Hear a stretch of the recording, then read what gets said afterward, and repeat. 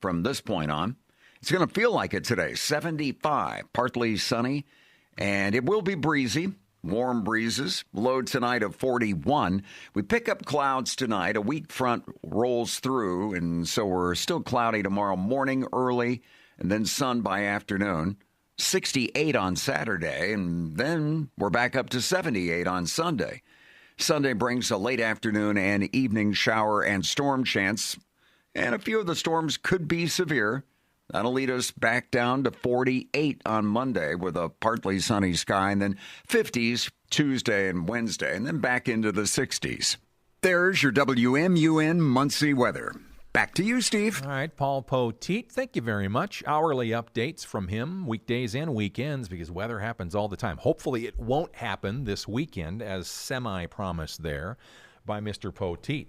Let's bring in our first guest of this day right there. Wide shot, the whole room is now in view, and now a little closer. Hello, Becca. How are you? Hello. Good morning.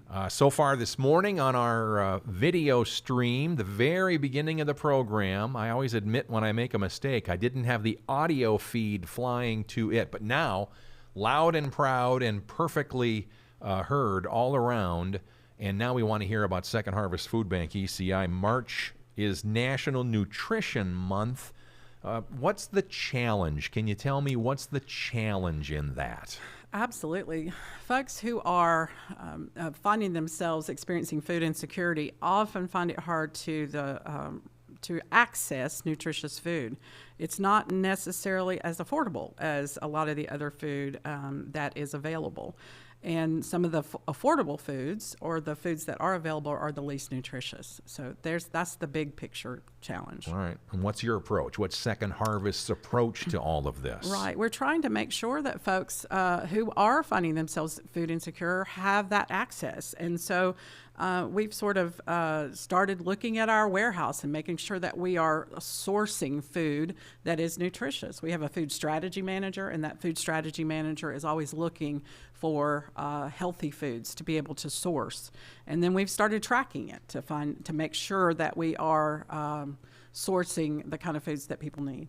And they do need it. The need is very large. Go to one of those tailgate events. Even if you don't need the assist, go and give a look-see, or better yet, lend a helping hand. We'll get the volunteer help ideas at the end of this. What is the concept and the wording food as medicine mean to Second Harvest Food Bank?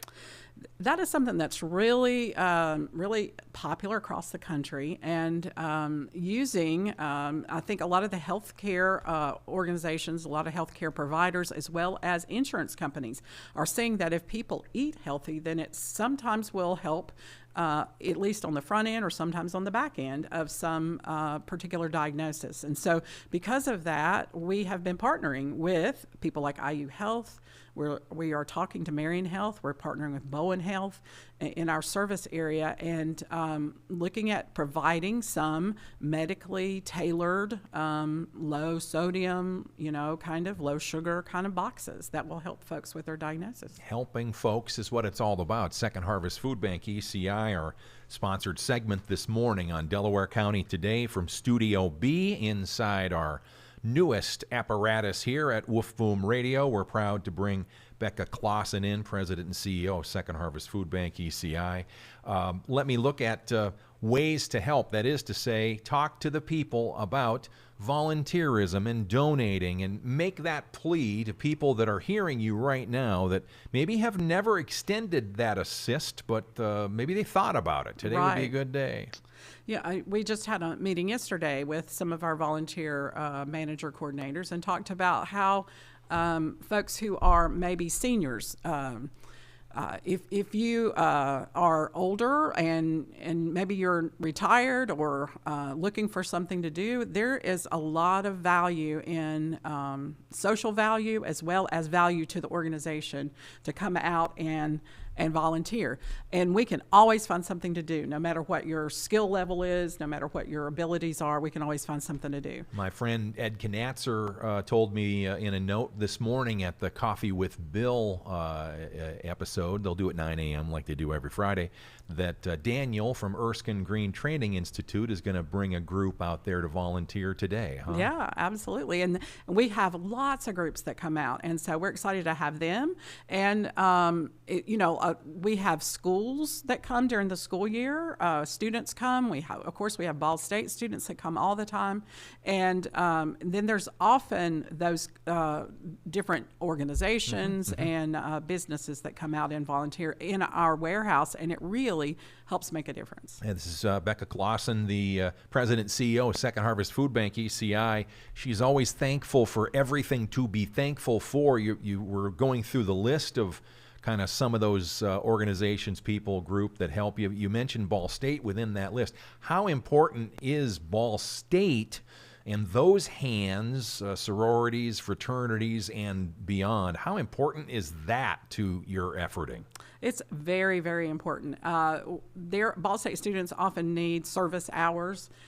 We try to make it as easy as possible. We have they have access to our platform of signing in, and students love to just stick their name, electronically on something on an app, and then they show up and they get credit for their service hours. So that really helps. Plus, we have a couple of board members from Ball State, so that's extremely important to us also. And they not only want to put their name on that list, but they also have the good feeling of helping, and that's a good thing. You can't really measure that one, can you?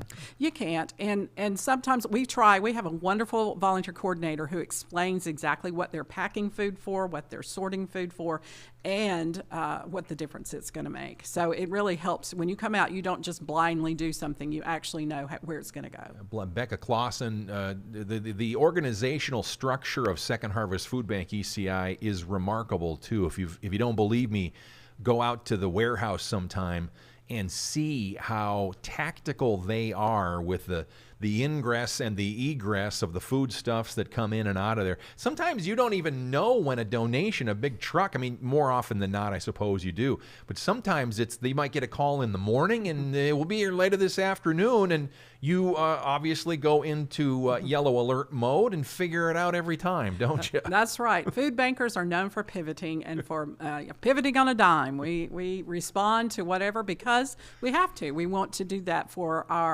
the folks we serve, for our mission. Pivoting, I'd call it freaking out. Freaking out.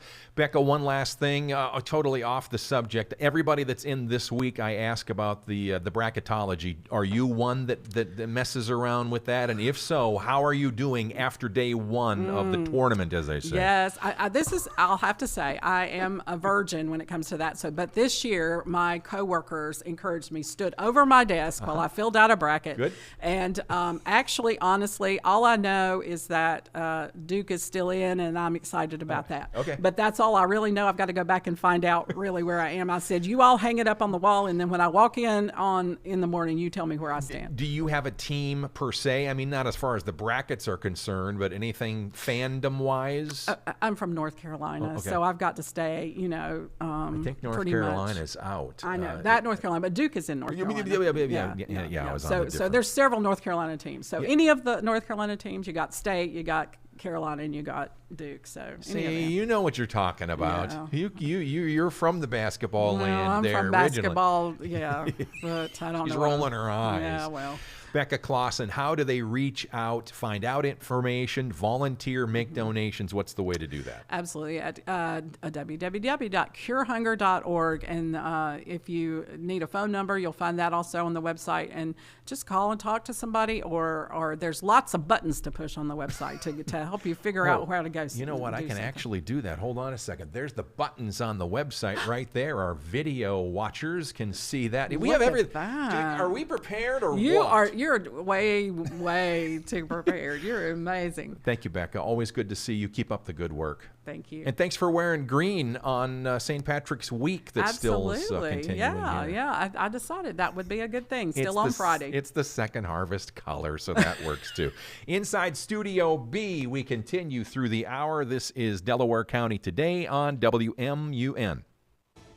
Wesley Financial Group is not a law firm. Ask yourself this question. Is it really worth holding on to that timeshare that you know you need to get rid of? Here's the truth. The average maintenance fee just went up over 17%. That could have been 117%, and there's nothing you can do about it. When you buy a timeshare, you give them a blank check for annual maintenance and assessment fees. I'm Chuck McDowell, founder of Wesley Financial Group. For 15 years, I've helped over 50,000 families cancel their timeshare. Not sell it, not transfer it, cancel it. Did you buy a timeshare because they told you it was a great investment and your maintenance fees would never go up? That's a lie. Are you ready to get rid of your timeshare once and for all? Simply call us and I'll send you our timeshare exit kit that explains all your options for cancellation. Call Wesley now for your timeshare exit kit. 800-515-1771. That's 800-515-1771. 800-515-1771. As you know, managing maintenance, repair, and operations is never easy.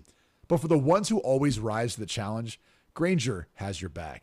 From professional-grade products you can count on to fast, dependable delivery, they're there to help you keep things running smoothly. Plus, their technical product specialists are here to help answer your toughest questions. And because Grainger knows safety is always a priority, they're committed to being your partner in protecting both your people and your facilities. Call 1-800-GRAINGER, click Grainger.com, or just stop by. Hey, it's Cavino and Rich. Have you ever wiped with a piece of dry, single-ply toilet paper and wondered, is this as good as it gets? Well, it's not. It gets a lot better thanks to the wet, extra-large cleaning power of Dude Wipes. They comfortably clean up whatever TP leaves behind for no more maintenance wipes. Make the trade of the season and switch from TP and start experiencing the confident clean of Dude Wipes. Available at Amazon and at major retailers nationwide. Dude Wipes. Best clean, pants down.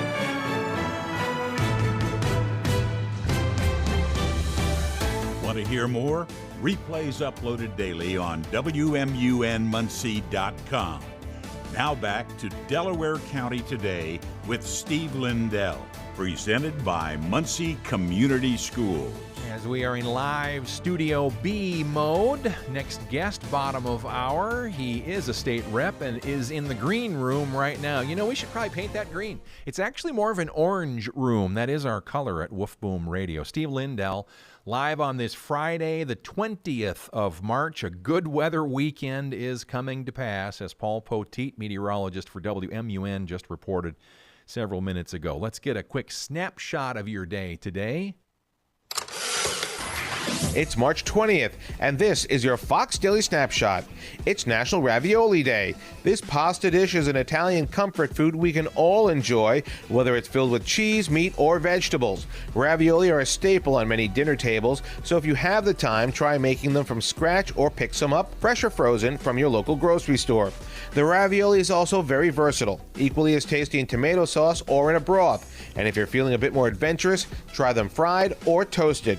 Also on this date, in 1852, the book Uncle Tom's Cabin by Harriet Beecher Stowe is published. And in 1973, Pittsburgh Pirates outfielder Roberto Clemente is elected into the Baseball Hall of Fame 11 weeks after losing his life in a plane crash. If it's your birthday today, you share it with... It's a beautiful day in this neighborhood, a beautiful day for... The man who hosted Mr. Rogers' Neighborhood, Fred Rogers, born in 1928.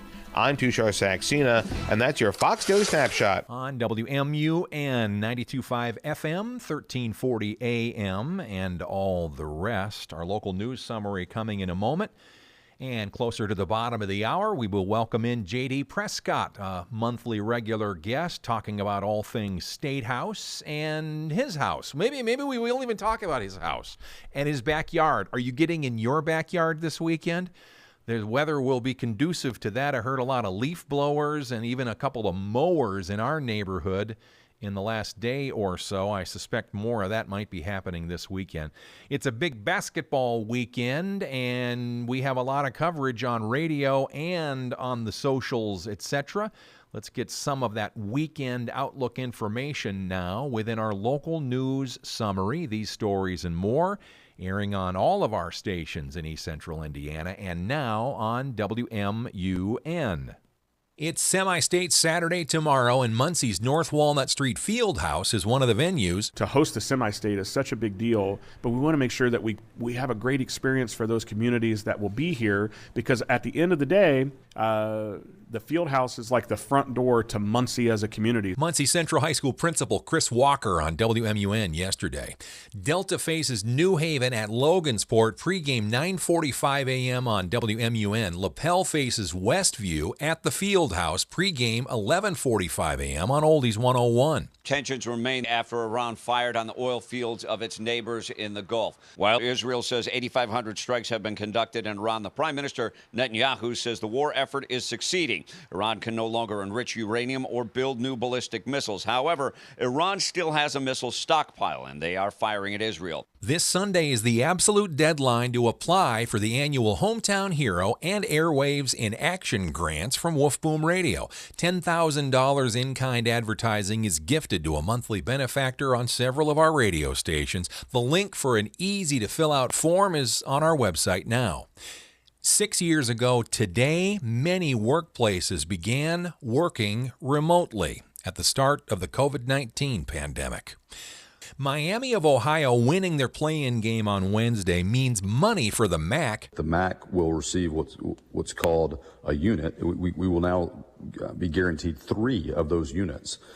And units are worth a substantial amount of money, and they're paid out year over year for that amount for 6 years. BSU AD Jeff Mitchell on WMUN's This Week in Ball State Sports yesterday. Full interview on WMUNmuncie.com.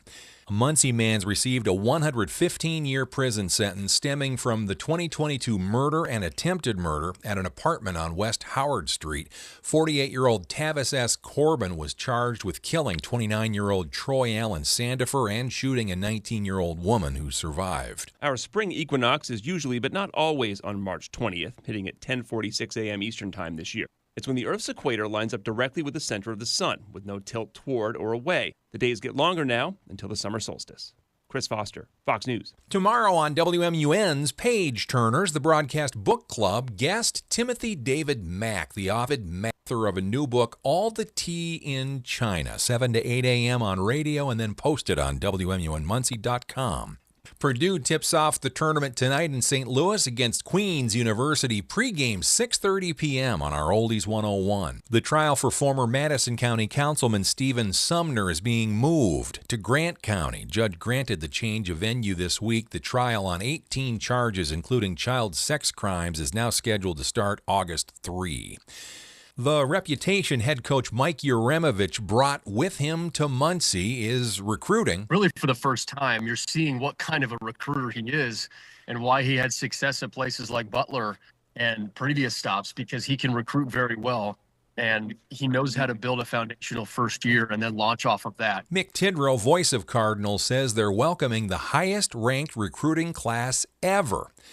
The round of 64 continues today with 16 more games, and after yesterday's upsets, more can be on the way today. Other notable games today, number 11 Miami of Ohio, which went 31-0 in the regular season, will face number 6 Tennessee at 4:25 Eastern. Tony Genualdo, Fox News. This Sunday's the deadline to apply for the annual Hometown Hero and Airwaves in Action grants from Wolf Boom Radio. The easy-to-fill-in link is on our website right now. More local every day on our free wolfboomnews.com. I'm J.D. Kraft, principal here at Southside Middle School. Southside has a rich tradition of excellence both in the classroom and in athletics. We are a school of overcomers. We believe education is a lifelong process, which is why our motto is be relentless in your pursuit of education. Not only do we do a great job of educating students in the core subjects, but we have a number of other programs that allow students additional growth opportunities. If you have any other questions, you can always reach out to anyone in our office. Go Panthers. Muncie Community Schools, placing learners first. Save big on everything for your next project, now at Menards. Keep your home neat and organized with help from Dakota. Whether you need extra storage or want to add an accent to your living space, Menards has the shelving solutions for you.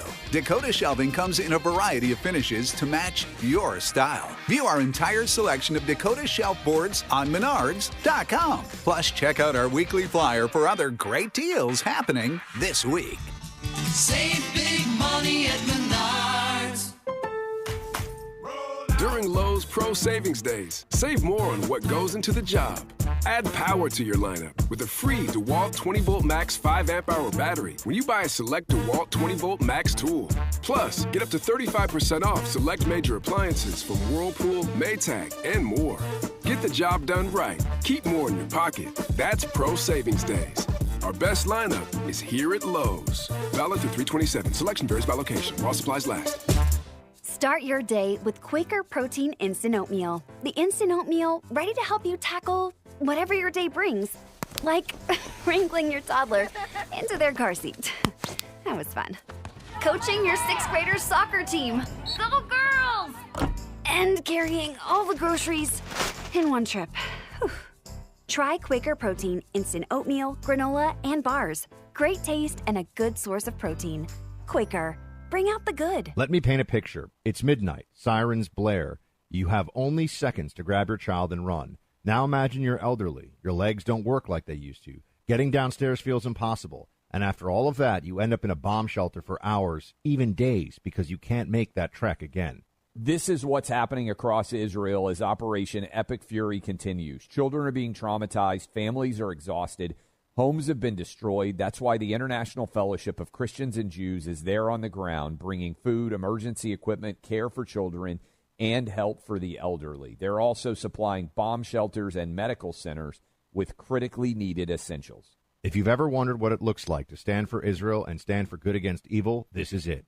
Please act now. Give $45 right now to rush life-saving essentials to the vulnerable under fire. Call 888-488-IFCJ. That's 888-488-IFCJ, or go online at ifcj.org. That's ifcj.org.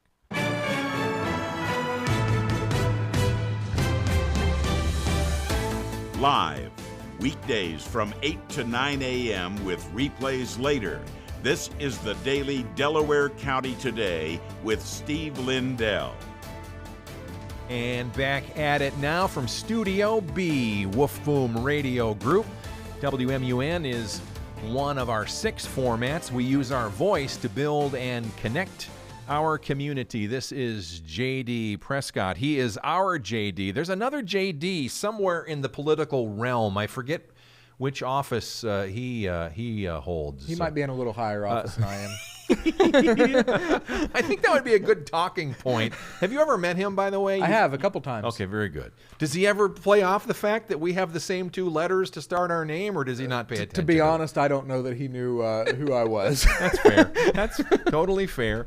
This is our JD, and the House District 33 includes Randolph and Blackford portions of J. Henry, Delaware counties.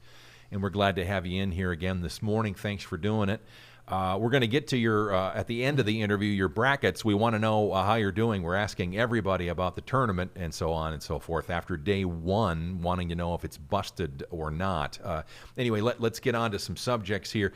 With respect to the idea of the gasoline tax, Governor Braun had talked about the potential of pausing that in the wake of what the higher prices at the pump are right now. What is your opinion on that? Is that a good thing to do, or not certainly something that you would advocate for? Well, we got to be careful with doing that just because we need the revenue to come in for road funding. So if there is a pause, there will be a gap in road funding in the back end of that will have to be made up somewhere. So without seeing what the plan is to backfill that funding shortage that would be in place, but at the same point, I am sympathetic to the spike in the increase in gasoline cost with everything going on, and really just we do have a high gas tax in Indiana, so we can't just keep funding our roads by increasing the gas tax. We got to look at alternative methods. I think that's why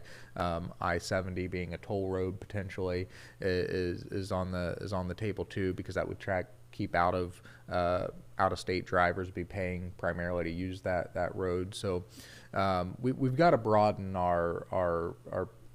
broaden out how we fund our road infrastructure, so we're not feeling the pain so much with the gas tax when we hit these spikes. I think that's the broader problem we need to solve. You mentioned Interstate 70 as a toll road possibility too. What's your take on that? I know it's not in your district, of course, but what do you think about that? Yeah, so I get that it's not necessarily the most popular opinion with having toll roads, but if you look at who drives on that road, it's mostly high volume of truck traffic that goes through there, that just goes through the state, out-of-state drivers that come through and pass through on 70. They don't stop and buy fuel in Indiana. They drive straight through and don't buy fuel, so they're not paying anything for our roads. So if we did make that a toll road, obviously there are some Hoosiers that drive on that on a regular basis, that they would feel the effects of it, but for the most part, you'd be shifting the cost off of Hoosier backs to pay for that road infrastructure to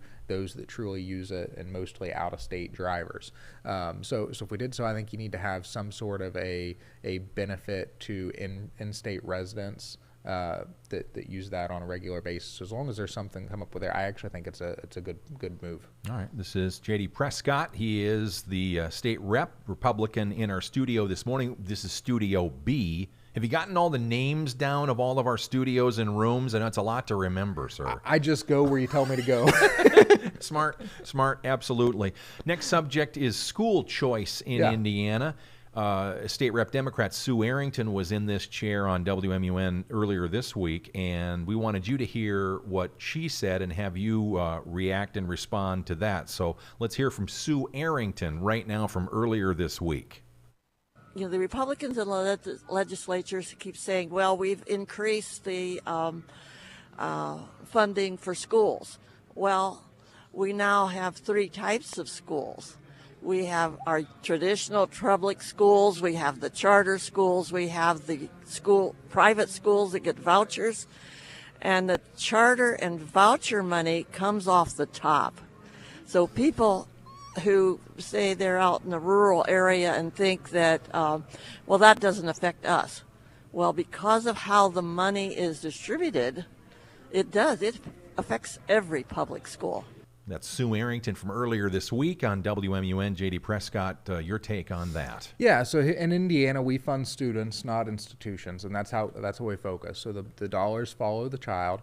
They do follow the child, whether it goes to a traditional public school, voucher school. 90% of the dollars follow the child, not 100%, just 90%. And same with charter schools. And the other difference too is voucher schools, specifically private schools that take vouchers, they do not get any property tax revenue. So your public schools get 45% of your property tax dollars, and that, again, that's statewide average. It's going to vary by district.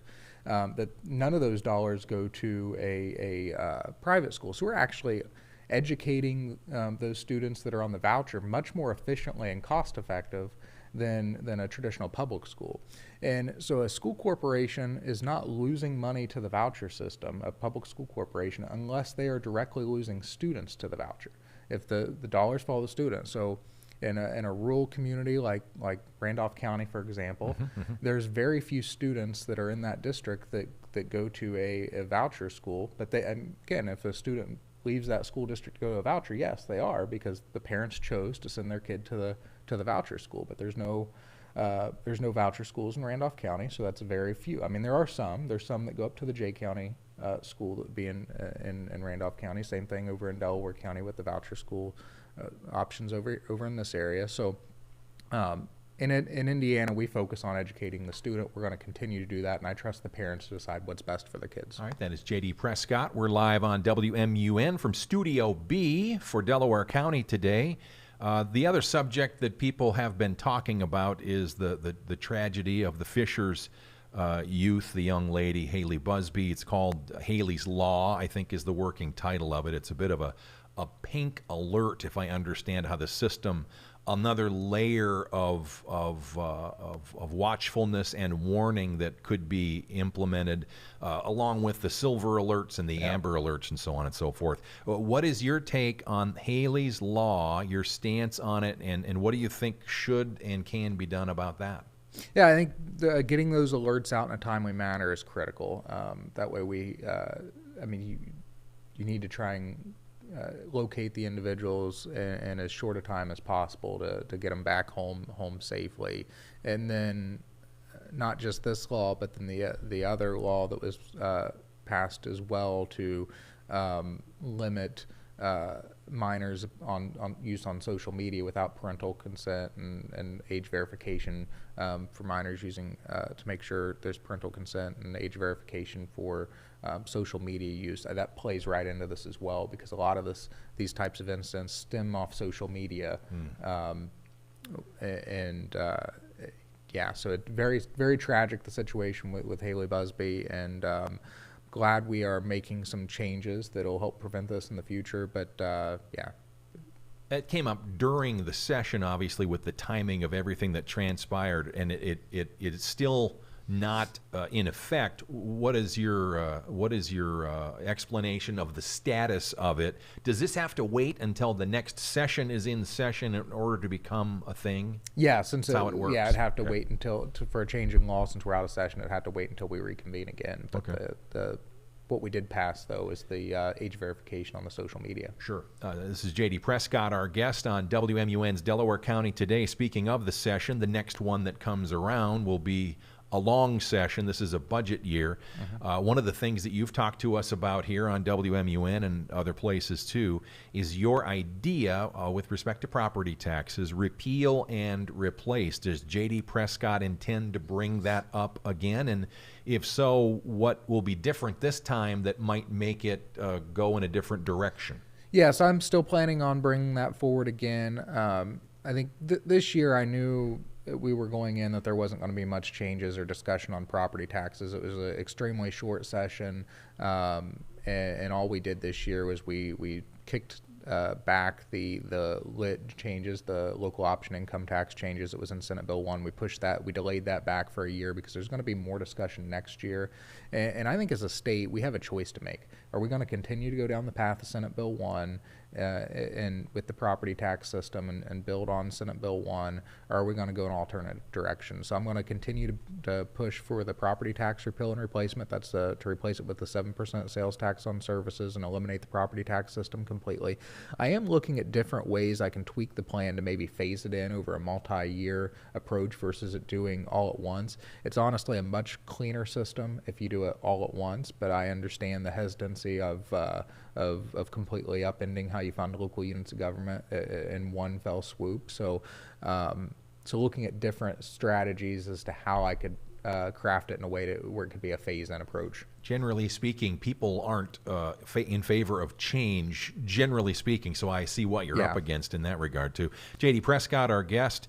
The summer study committees, it sounds funny to say that, as cold and snowy and ridiculous as the weather changes have been in Muncie and in Indiana, but one in particular of the summer study committees is something that you're thinking hard about. Yeah, so the interim study committees, so they're not fully assigned until the Legislative Council meets, which would be at the end of April, beginning of June. There's a time period in there where they meet. I'd have to look at the calendar to see exactly the date, but they will be meeting, and at the beginning of June, they will announce the full list of summer studies. One from last year that I'm actually on year-round is the Indiana Corn Marketing Council. We met last week in Indianapolis.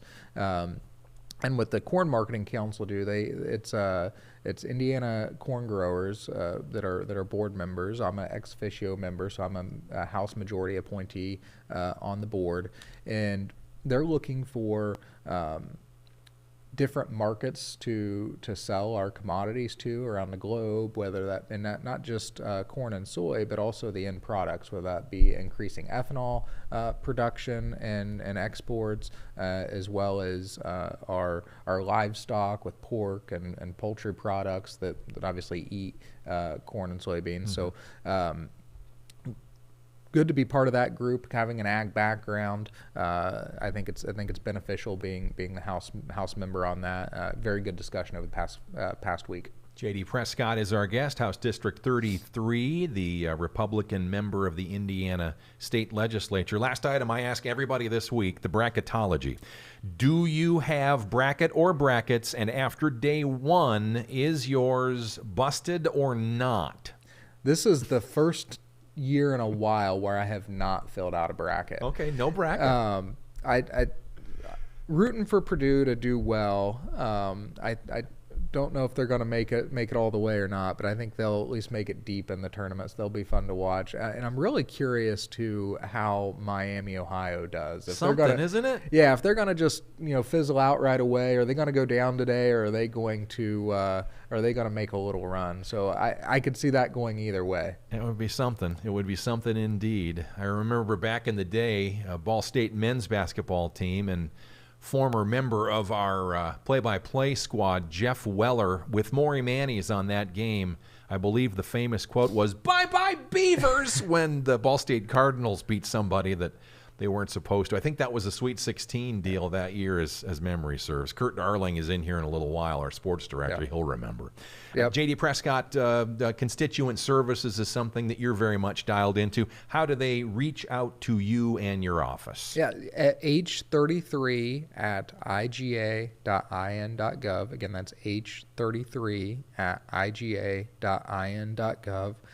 This is really the great time if you've got legislative ideas, bill ideas. Go over the summer months. We do research to figure out whether that's good or bad policy that we'd like to draft legislation on. I know a lot of people reach out during the legislative process with bill ideas, which it's actually too late because we've already got our bills filed. Yeah. But if you have changes that you would like to see, now is the perfect time to get those requests in because we can go through, take a look at it, and see if it merits a bill or not. All right, J.D. Prescott, always a pleasure. Thank you for the time and the service. We look forward to seeing you again. Yep, thank you. Absolutely. J.D. Prescott, our guest from Studio B at Woof Boom Radio. Kurt Darling in a couple of minutes. It is indeed a huge sports weekend around these parts in the great state of Indiana. The boys basketball tournament continues. We'll talk that and more next on WMUN. This is Inside Indiana Business Radio. I'm Gary Dick. Indianapolis-based TechPoint, the growth initiative for Indiana's tech sector, has launched an expanded version of its statewide online job platform. The new TechPoint job board, in partnership with Ascend Indiana, increases the number of available tech jobs listings throughout the state to more than 1,000. Gamma Mechanica, an Italy-based plastics recycling equipment manufacturing company, is marking 1 year in Madison County. The company's North American R&D and manufacturing operations are located within the flagship Enterprise Center in Anderson. Manager Jerry Gray says the company has invested $2 million into the facility, which recycles plastics and also manufactures recycling equipment. We're bringing a whole new business into this area. We want to sell our machines in U.S. and we want to build in U.S. and we're also going to build certain components in Italy, but the biggest part of the machine we can also build here in Anderson. You're listening to Inside Indiana Business Radio. Indiana University is shaping the future of healthcare with Hoosiers in mind. Advancing discoveries that become treatments for Alzheimer's, obesity, cancer, and rare diseases, and training the providers trusted to deliver them. From the lab to your local clinic, IU powers medical breakthroughs and the talent behind them. Discover how IU is solving what's next at iu.edu/impact.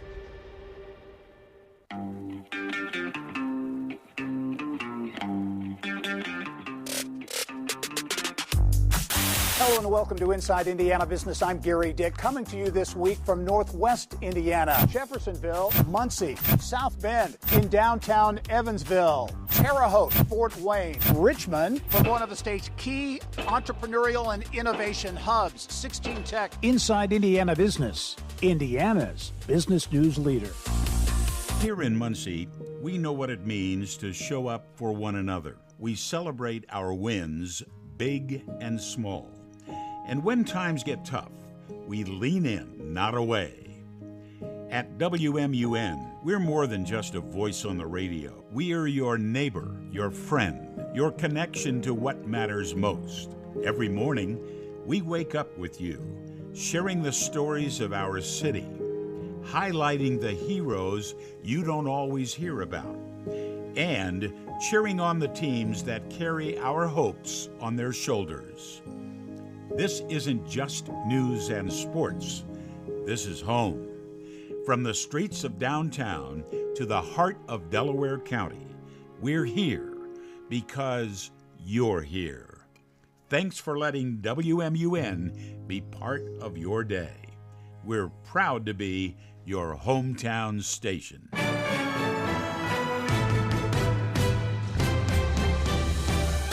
Listen to Delaware County Today on Alexa.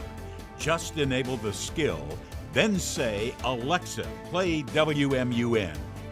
Now back to Steve Lindell.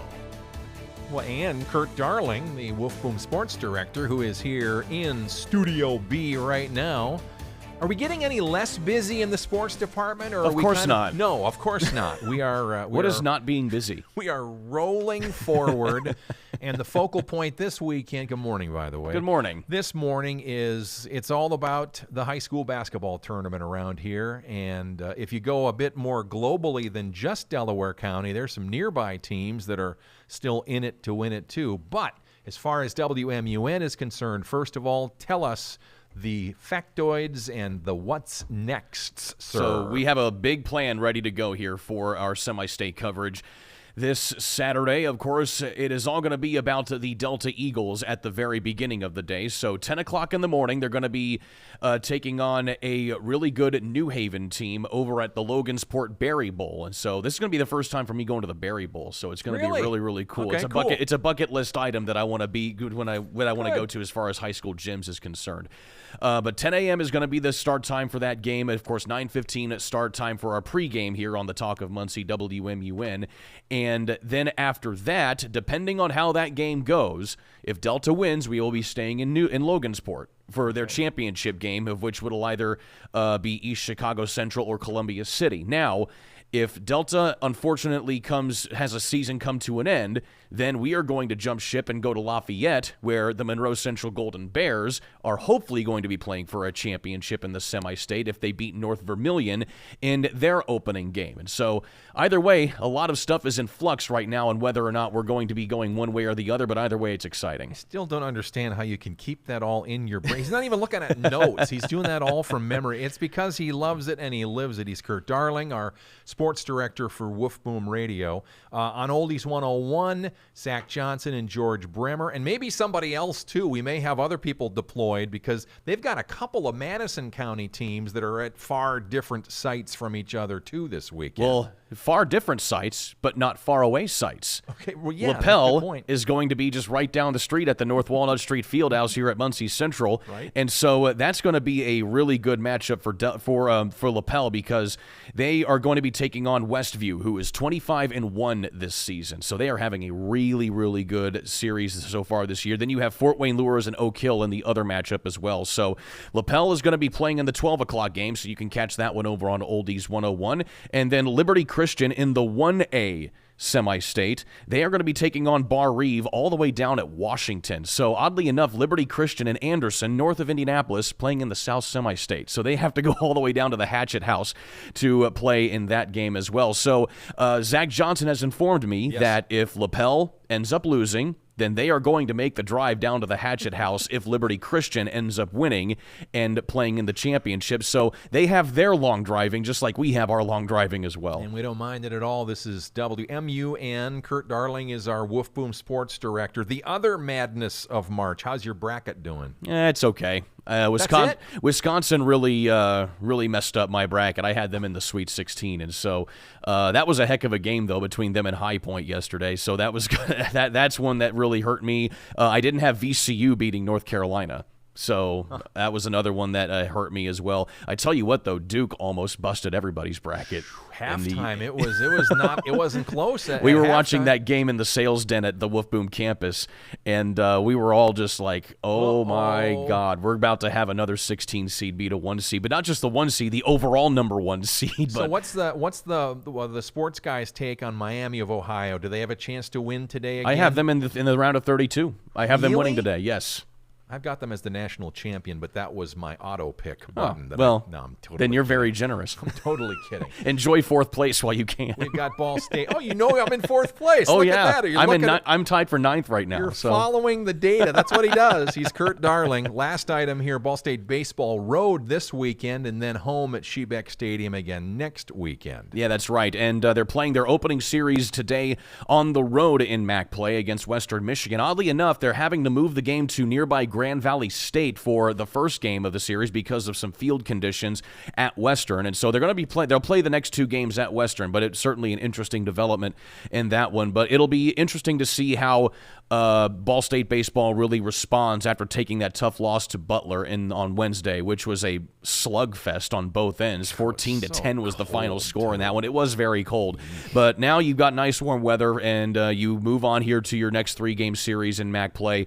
Right now they're 5-1. There are now 6 teams at the top of the MAC tied for first place with 5-1 records. So you're hoping for a little bit of separation here this weekend. Kurt's the radio guy. We're also proud of our video guys. I forget the rules change when we get into the postseason. Are we able to do video moving forward? So we cannot do video, so it'll be radio only this weekend for all of our semi-state coverage, both on Oldies 101 as well as WMUN. However, I will shout out the IHSA Champions Network. If you do want to watch it, it is available for IHSAA Champions Network produced broadcast. It is behind a paywall, so it is pay-per-view. However, if you I think it's a $20 fee, and then you get the entire semi-state package, or if you just want to pay for one game, then it's $10. So either way, it's always free on terrestrial radio. All right, excellent. Kurt Darling doing a great job. Thank you very much. Keep up the good work and the smile, too. Well, I'll do my best. All right. We're continuing with Delaware County today from Studio B. Checking our clock. For my producer, we'll jump up to the final item next in just seconds from now. I do want to say hello to the Coffee with Bellers. The Coffee with Bill team is coming together, I'm sure, right now, packing in that parking lot with a whole lot of things to talk about, not the least of which is the mystery guest aspect. Kevin Klinger has some explaining to do. I don't know why. It's been on MuncieJournal.com, the story that you're talking about there, Ed. Cornerstone, I think last night was their fundraiser. That's from memory, so I think that's right. I've got so many notes everywhere. Anyway, have a great meeting. Sorry I can't be there, but look forward to being there in person again in the midst of all kinds of good people in Muncie and Delaware County. All right, final item for today and this week's Delaware County Today. A police officer helped a woman, Fox's Janice Dean, put them on the Dean's List in November of 2025. The Dean's List with Janice Dean. A woman from South Carolina having a tough time, and the police officer who helped her get through it makes today's Dean's List. It started as a routine traffic stop when Deputy Sean Singleton pulled over Caitlin Riccini for speeding. Caitlin admits she was struggling that day and gave the deputy some attitude, telling him she's never trusted the police. Officer Singleton sensed some tension and asked if Caitlin was doing okay. That's when she broke down and said she was having a tough time these days trying to stay sober, having just left an abusive marriage, and wanting to take care of her young son while dealing with tremendous anxiety. Officer Singleton listened to her story and asked if he could give her a hug. She says she was close to giving up on her life, but after meeting Officer Singleton and his humanity, it reminded her she had a future worth fighting for. Caitlin says he helped save her life. Officer Singleton says he will always try to show mercy and grace when he can. That's his calling, and he hopes others will do the same. Janice Dean, Fox News. Thank you, Janice, and thank you, listeners. Stay with us all weekend long. We have a lot to cover on radio and the socials, too. Remember, though, radio is the original social media. My name is Steve Lindell. I'm the host of the daily program called Delaware County Today. We will track the Ball State men's basketball story, too. Mark Forster is really dialed into that one. Instant information when it's official and released. From Studio B, thank you, Jackson Jacoby, my producer in the Axia Command Center. Delaware County Today, back Monday on WMUN.